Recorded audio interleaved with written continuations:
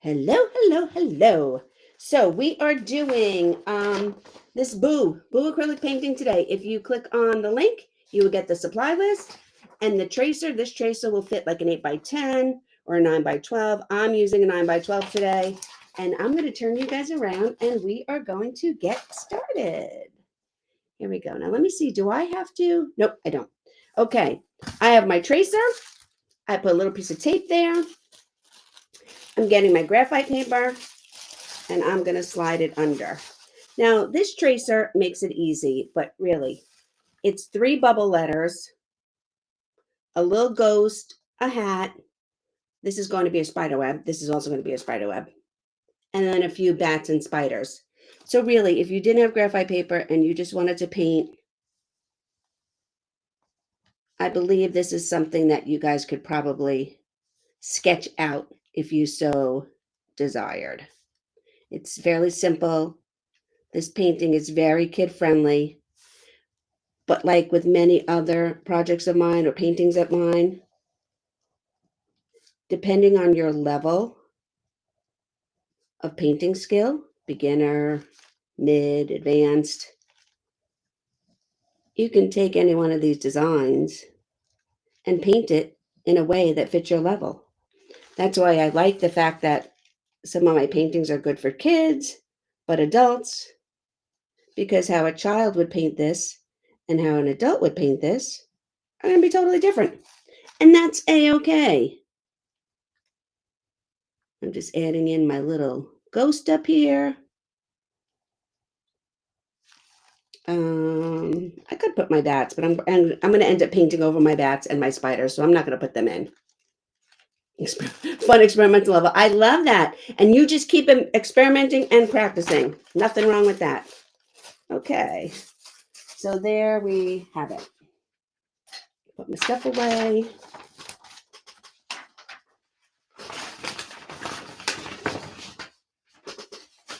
I like to be neat when I paint, so I'm always like getting myself all organized. Okay. I have out about a 1/2 inch flat, about a 1 inch flat. Then I'm going to get out my liner brush because I always use my liner brush. And let's say a medium round, this medium round. Okay. Usually I only use 1 or 2 flats and then always my liner brush. And I love my liner brush. It looks a little crazy right here, but once you dip it in water, it is ready. It's ready to go. All right. I am going to put out a little true blue, a little black,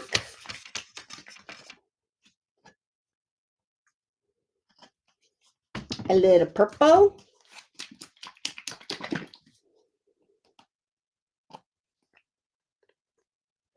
I might need more purple than that, a little more purple,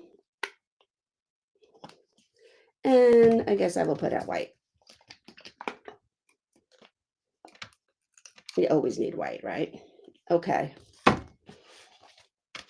Here's my palette to start with. I have orange and yellow and green on the supply list as well, but we won't be using them just yet.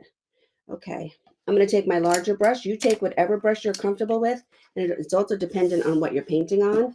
This is a multimedia pad, mixed media, 9x12. I do a lot of my art in here. I have a gazillion canvases, so I do my art in here. And then this is just a piece of plastic that I put between my sheets or my pages so it doesn't mess up the edges of the book and then they all stick together. Okay? All right. First thing I'm going to do, I'm going to load my brush with some blue. I'm applying a little bit of pressure to my brush. I want the bristles to flare out a little bit. I want the paint to go up the bristles. I don't want to just dip my brush and then like the very tip has paint in it. Nope. I want the paint to feed up the brush. Okay. And then I'm just going to come over here and I'm going to put a corner in the purple. So now I have blue and purple on my brush. And I'm just going to pick a corner and I'm going to start painting.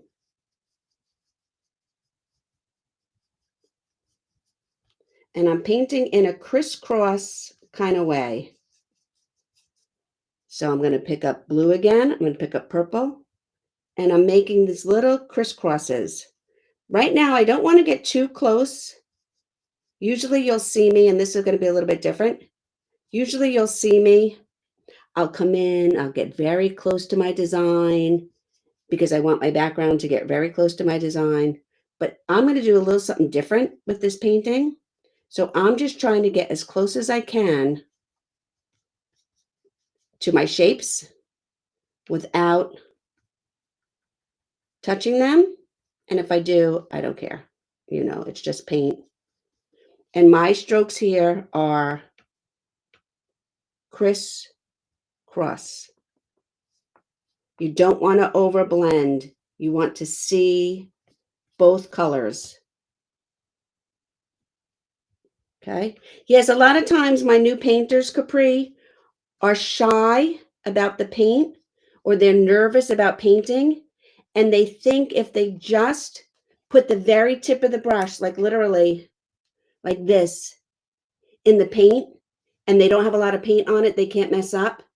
And actually, having less paint makes the strokes harder to do. See, look at that. I already ran out of paint. I hardly made any strokes, whatever. And then you get frustrated. You want paint on your brush. Whether that's a mistake or not, it would have to be cleaned up anyway, whether I had a little bit of paint on my brush or a lot of bit of paint on my brush. If we didn't want it there, we'd have to fix it. So your best bet is to load your brush properly, get a decent amount of paint on your brush, and go for it. Because the smoother your brush moves on your surface, the happier you will be with your results. And then you're not fighting with your brush to make the strokes, and that's when you get, as a new painter, very frustrated. The brush is made to hold paint, and depending on the size of the brush and the quality of the brush, that's how much paint it will hold. You want your brush to move. You want your paint to move. You want your brush to move as if it's warm butter. And I'm just doing these. So when I do it, I do X, X, X, X, X, X, X, X. And I keep going on a diagonal. And for some reason, I got into the flow many years ago of doing two X's one way and then two X's the other way when I do this kind of like funky abstract background. Sometimes I do three, but it's mostly two. So I will do two, and then two, and then two, and then two. I'm getting a little tight in here, but I want to fill in most of this. Okay.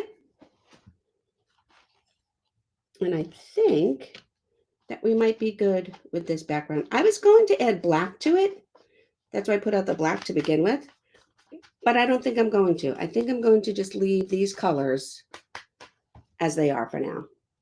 And I didn't get too close. A lot of times when you paint with me, you'll notice when I do the background, I get as close to the edge as possible. But I'm going to do a little something different here with this project. So that's why I didn't get real close to that. And I'm going to wash off my smaller brush that I used to demonstrate the paint with you before. Okay. Now I'm going to go into my black. Again, I'm going to load my brush, putting a little bit of pressure on it. I flip it over, I flip it over, I flip it over. I'm twisting it up here between my middle finger and my thumb. You want to get paint in the brush. I now have paint up in the brush. We don't want it to get in the metal up in here because that will ruin your brushes if you don't clean them properly, and eventually the paint will build up and ruin your brushes. Sometimes we can't help but get them up in the metal. It just happens. It's unfortunate. But you should really try and avoid. You don't want to get paint up here in the metal. That will start to ruin your brushes after a while. But it happens. So now I'm just going to base coat in all my letters. I work in a particular way. It's kind of like I do the background first because it's the background. Then I come in and color block. And then at the end, I do all the cool elements and all the details. There's a reason I do that. The details are what really make your art stand out. And this way, as you go, if you do your background and you get a little bit of paint on your elements, it's okay, because as we build our painting, we can fix those things. So as you work up, so I'm doing my bee now. If I get a little paint where I'm going to have my pumpkin or my spider web, that's okay, because when I do my pumpkin or my spider web, I'll fix that. And I'm just coming in here. I want to stick to my outline. I want that white border around my black letters and my ghost. You'll see why when we get there. And right now I'm just filling in my boo. You could do your boo in different colors. I'm doing my whole boo in black. That's why I didn't add. I was going to add a little bit of black to my background. And then I changed my mind because I think there's enough black in this painting with the letters. And clearly I'm taking a little bit more time when I'm doing my letters. I'm not just painting willy-nilly and crisscrossing. I'm trying to be neat as I go. A little bit more black paint here.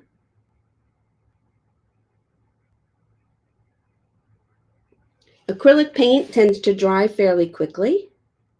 There are extenders. I've never used them. I don't feel the need, but it slows down your paint. And so they are out there if you wanted to use them. It slows down your paint from drying so quickly. I don't use them. I like how the paint dries quick. I want to keep moving.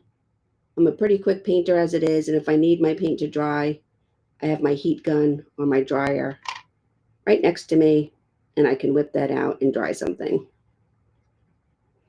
I just tend to move around. If I'm waiting for one section to dry, I'll move to a different section and so forth. Okay, I'm going to get my medium round. I could use that one, but I'm going to get my medium round, and I'm going to paint in the centers. This is where our spider webs are going to be.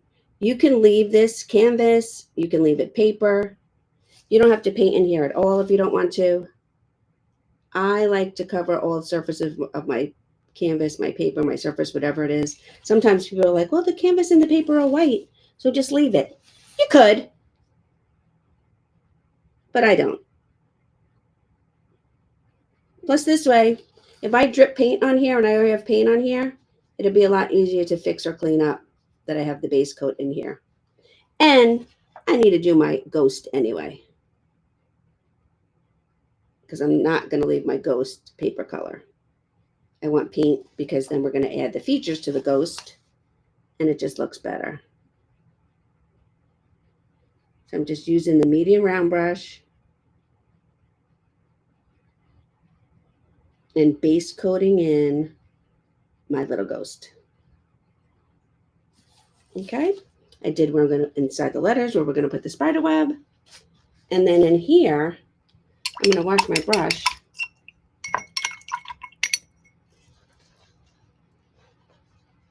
And I'm just going to pick up a little bit of the blue and a little bit of the purple.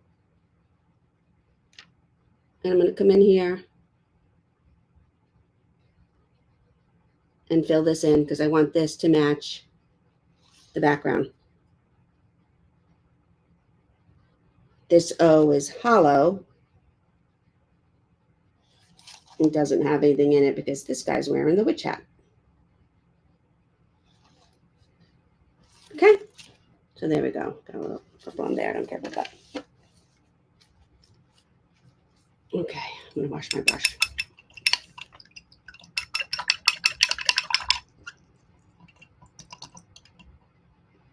Well, nobody wants to sit around and watch paint dry, Capri, including me.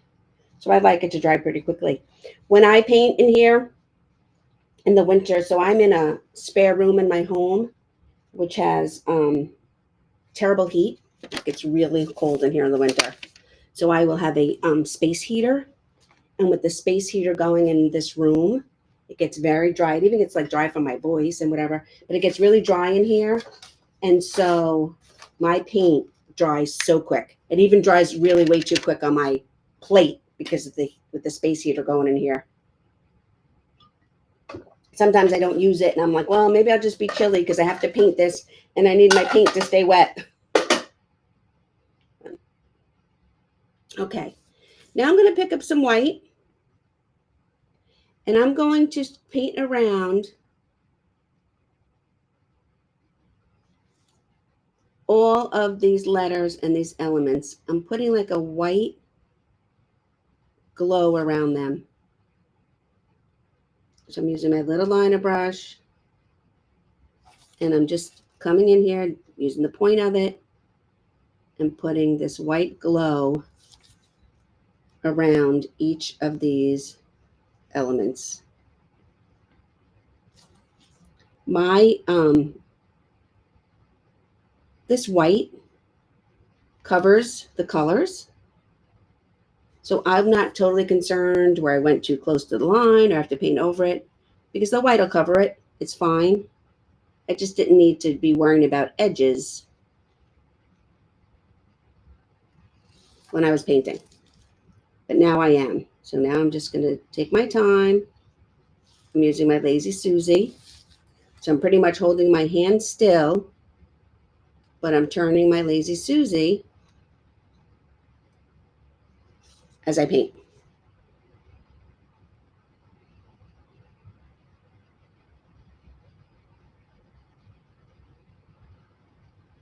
Okay.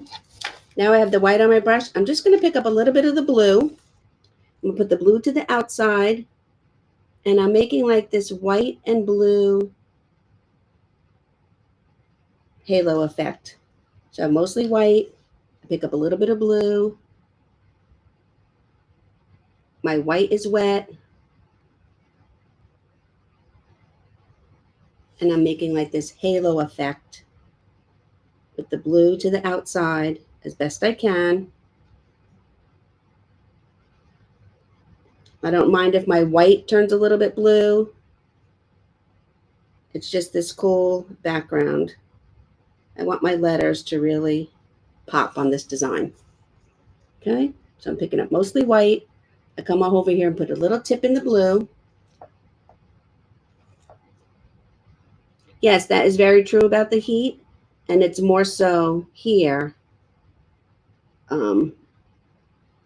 because of my space heater.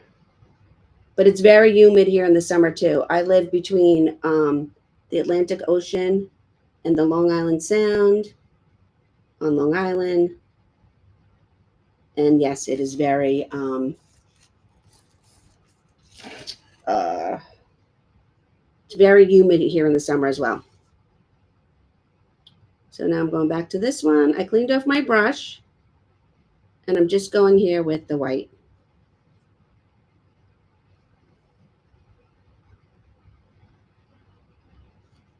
Going around my letters. I'm going to do the center last because then I'm going to pick up the blue and I want to then go back to the blue.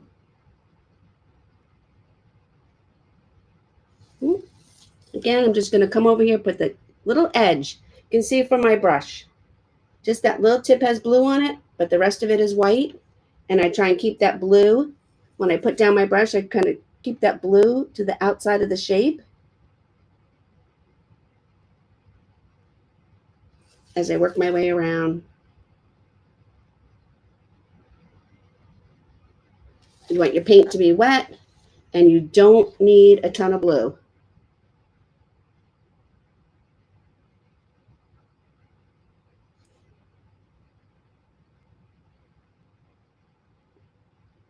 You could do this with the purple as well, or the blue, or the black. I could have used a little gray.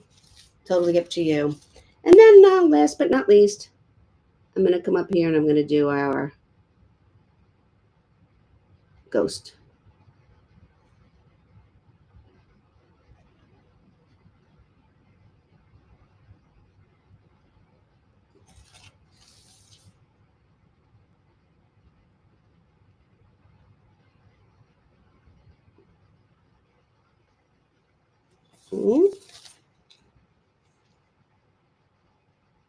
A little bit more. I'm going to go back over this. My ghost, because it was such a wonky shape, was harder to cut in with my background. So I have a little bit more to clean up. Now I'm just going to pick up my blue and come back in here.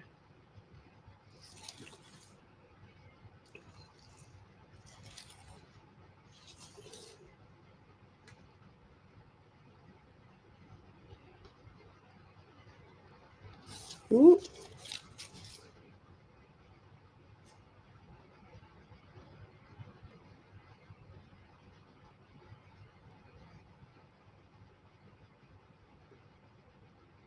Okay.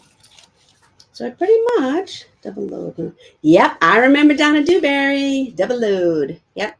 That's where I originally started doing my acrylic painting. I'm a certified one-stroke painter. Love Donna Dewberry. So when I look in my camera, I see that this O had a little too much blue on it. So I just added some white to it. That's it. And now I'm going to wash my brush.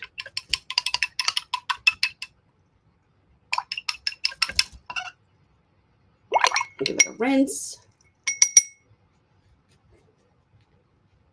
I'm going to put out a little bit of this bright orange. Don't really need a lot of that at all. Now I can use my smaller flat brush, or I can use, I'm going to put out some yellow too.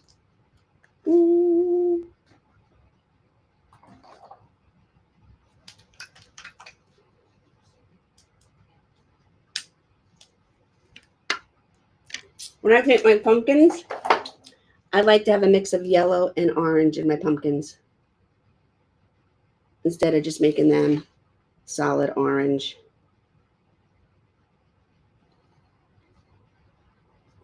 And if you see, I'm painting my pumpkin in different strokes. Didn't just come in here and paint the whole thing solid orange. I'm painting it in segments, even though it's fun art and it's boo for Halloween. I want my pumpkin to have the segments. I'm going to pick up some yellow, pick up some orange, and I'm making these little curvy lines.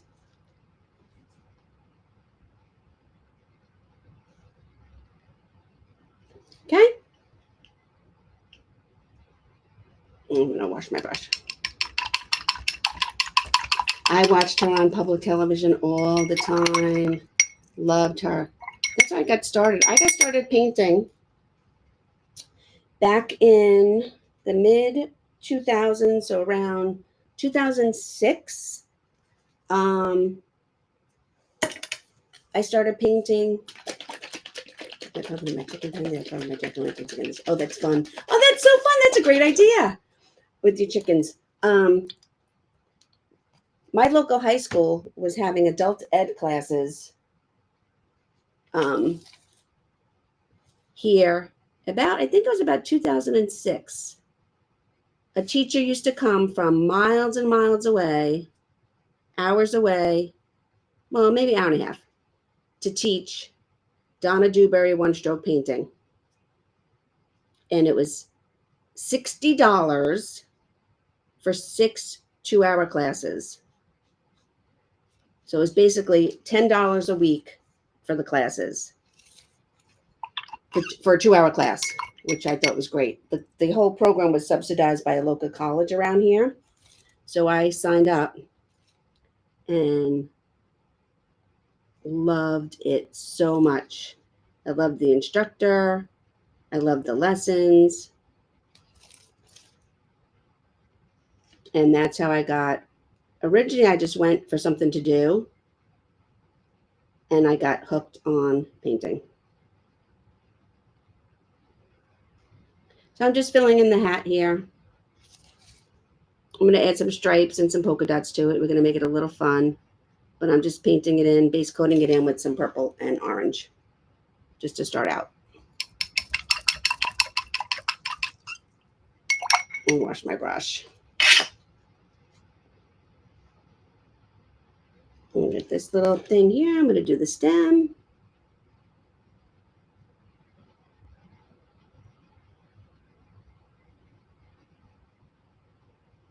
Okay. Wash my brush again. So now comes the fun part. Now we're going to start getting into all of our details. I'm going to wet my liner brush. I'm going to roll my liner brush between my thumb and my forefinger. I want it to get a nice point on it. I want all my fibers to come together. And I'm going to come in here and I'm going to do, see what happens? I'm going to do an X. We can fix that. That's okay. And I'm going to come in here and I'm going to do an X. Then I'm going to come back in here. I'm going to do a cross. I'm going to come back in here. I'm going to do a cross. And the same here and here. Now I'm just going to start adding in my little loops for my spider web. Little curves. I like my spider webs to be uniform. They don't have to be. You can make your spider webs where some segments are larger and some are smaller. I like mine to be even. I try and make mine uniform, but it's up to you what you want to do. I love spider webs. I think spider webs are the coolest thing. So I'm just making like these little upside down arcs from line to line, and I'm having them line up with the section next to it. So I have probably, I don't know, I have so many pictures of spider webs on my phone because I just think they are incredible. It's amazing what they do and how they do it in such a short amount of time. Now I'm going to give this guy little closed eyes. Eyes are hard. So you know what? I cheat. I'm just going to do those little like soft U's for the eye. I'm going to come in here. I'm particular to this little. I could do maybe I'll just do a oval mouth. Okay. Okay. And there is our ghost. Now I'm going to come over here and I'm going to start doing in our jack-o'-lantern. I'm going to make this guy easy. 3 little triangles.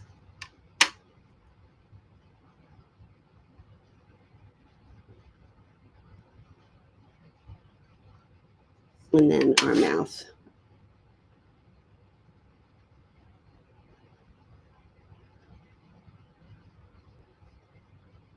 And I'm just filling it in. Now, if you wanted to, and you had a Posca paint pen, you can wait for all your paint to be completely dry, and you can come do this and these details, your spider webs, and your jack-o'-lantern and your ghost. You can do it all with a Posca paint pen. I'm also going to go around my ghost with an outline. Not too heavy, and not one solid line. If you see I'm doing it wispy, it is a ghost.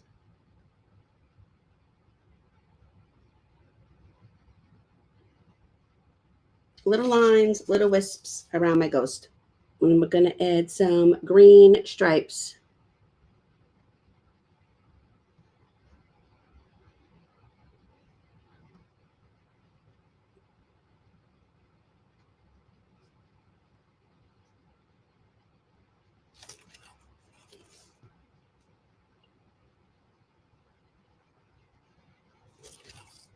Okay. Give that a wash. Pick up my yellow, and I'm going to just do the yellow here for the band of the hat.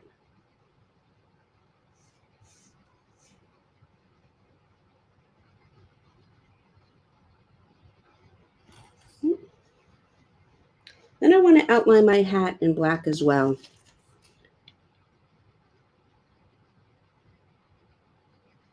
So I'm just using my liner brush and following the shape of the hat.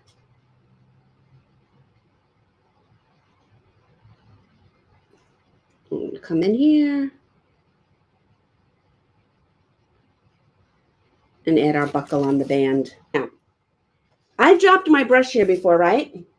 Add that little bit of black there. I'm not going to worry about it. I had to put a spider here anyway. So I'm going to take my string. I'm going to put my string for my spider right there. Now I'm going to draw my spider body. Little oval. Fill it in.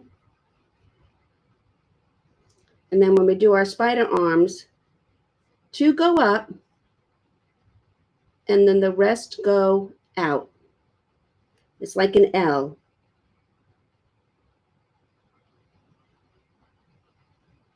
8 legs. The first 2 go this way and the next 6 go that way. I'm going to put another one over here.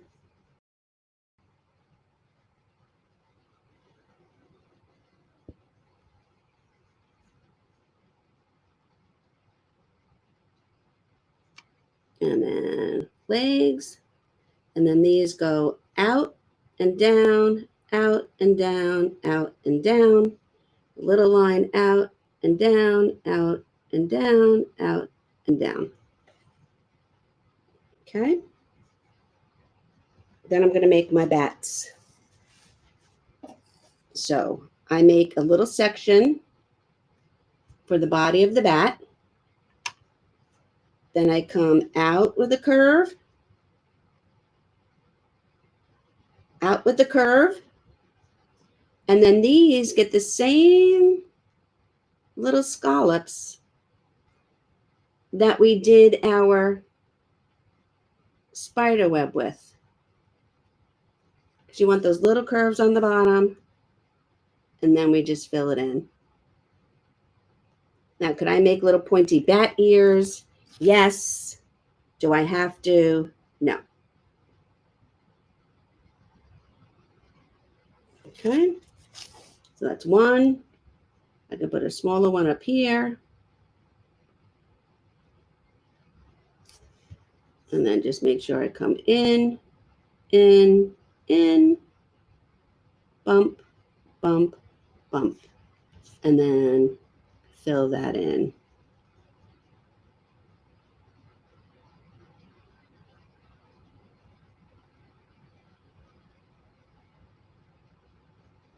Okay.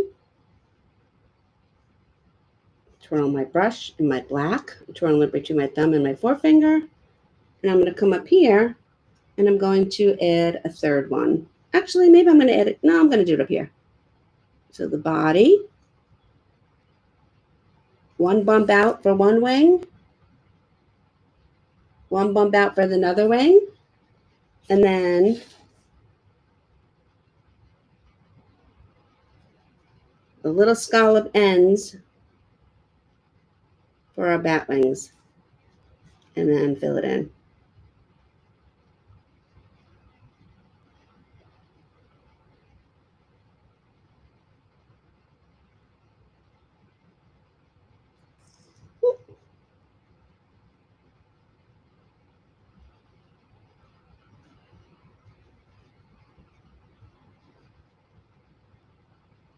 There we go. All right, and I'm going to wash my brush.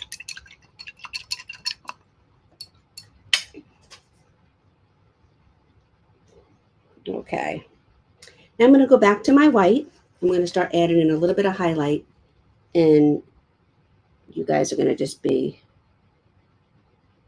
amazed.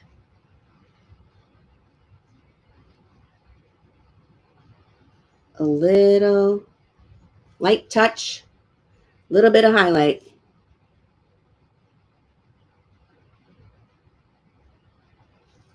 That's all it takes. Tiny, tiny bit. I can even put some in there. Okay. I'm going to add a little bit to my wings. Tiny, tiny bit. It just brings something out in them. I'm going to use the back of my brush. I'm going to dab the back of my brush in the green. And I'm going to give my spider green eyes.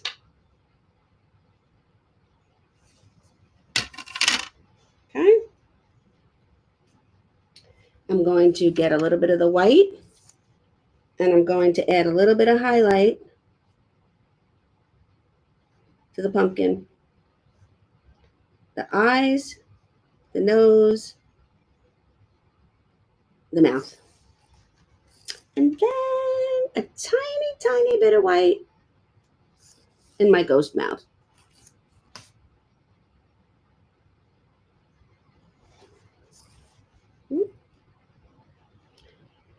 And then you can, or you don't have to. I like to then come in with my brush and make my background just a little bit more interesting with some of these colorful dots. Halloween paintings and holiday paintings are so fun. No limit, right? I'm doing purple. I'm doing yellow. The purple and the blue will stand out because the purple and the blue on our background were blended.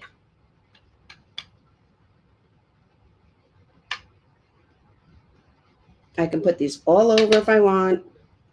I'm kind of leaving them to the top, but I could do the whole thing.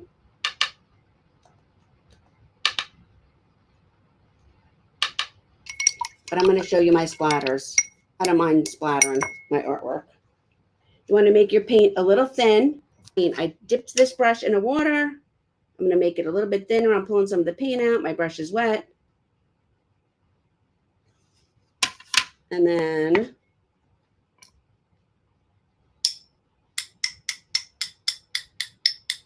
grab your second brush and tap like drumsticks. And if you notice, the first time I tapped over here off to the side on my plate in case it was globby. And then I came back here and started tapping. How fun was this?